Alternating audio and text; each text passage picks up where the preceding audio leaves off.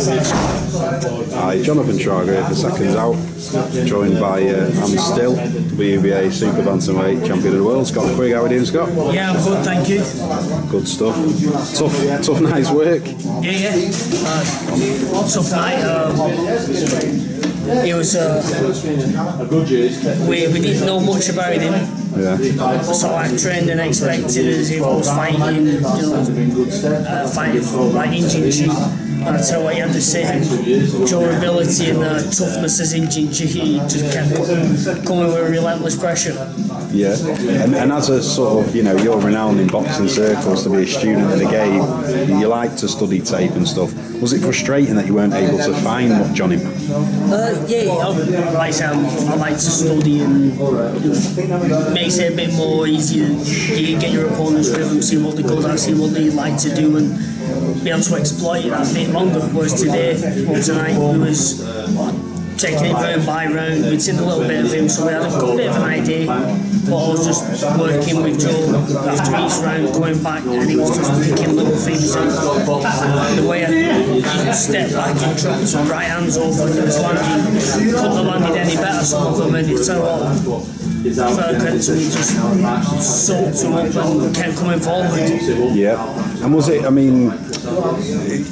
in terms of the durability of him, was that, did you anticipate that? Were you almost expecting 12 hard rounds tonight? Listen, I always expect 12 hard rounds, but the way I've been hitting in the gym, the way I was hitting on pads before I fought, if I hit him with my best shot, then surely he's going to go. Well, I hit him with my best shot and he still stood there coming forward. He was doing them. He held the half a line and did himself out. And was there anything that he threw at you, or any little feints or bit of stylistically that threw you off a bit? Like you say, you've seen bits and you knew what to anticipate a little bit. But no, it was slower than I thought it was going to be. So it was a bit awkward that I'd get it with a shot that I didn't think I was going to get it with, because I'd moved and I'd come back and then it hit me. And I was too quick. Yeah. But no, he was not really, anything stylistic didn't trouble me. Just I got him with a few daft shots and a bit complacent at times, but mainly his durability that we just kept coming forward. And I know why.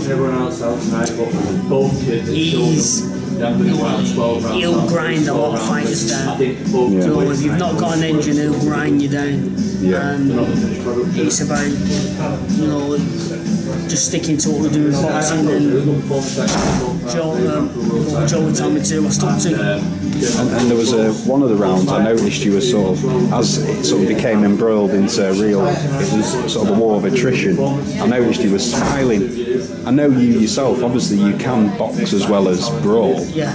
But you do relish a proper fight, don't you? And does it give Joe kittens when you want to stand an exchange, when he knows you can box? Yeah, and you've got to pick your moments to do that. Sometimes you can do it, or you can't, or you do it. You've got to pick your moments, and sometimes it's 2 days. But in that tonight, I thought, at times I was enjoying it. You enjoy it, when you're landing shots and you're trying to get the back. You're landing big shots, and he's taking it. You think, right, I'll get you in a minute, and it's enjoyable with it. Yeah, and obviously I'm just panned down there. Obviously your hand is in the bucket. You suspect that you've broken it. I don't know. At the minute, I've just had a quick look at it. It's not too sore. It's a bit swollen. So until I'll find out more Monday. Right, you'll have a scan and what have you. And then obviously, as Eddie said in the after the fight, you have had a busy year.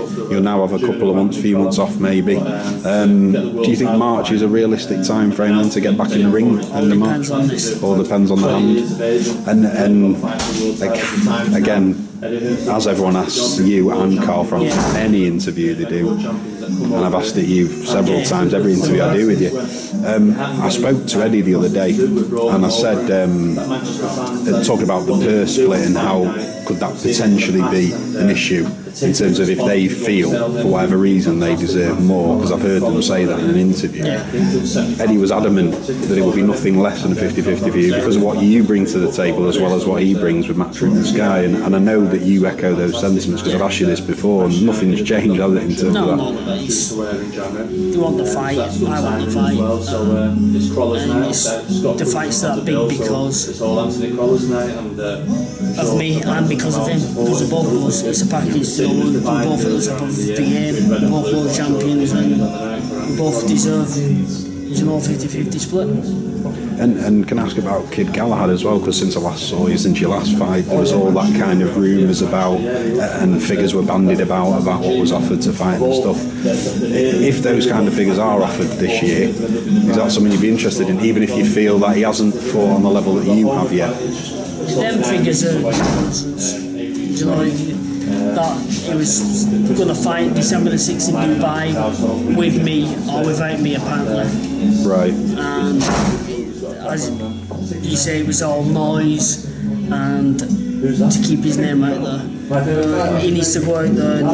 The only opponent we've got in common was Jason Booth. And I stopped him at 7, and the fight after he put Galahad on his nursing his pants in the first round. Right. So, if he keeps winning and keeps doing what he's doing, then he's going to get over. And like I said, every fight he gets in the ring, I have respect for, because it's, you know, it takes a lot of guts to get in there and a lot of dedication.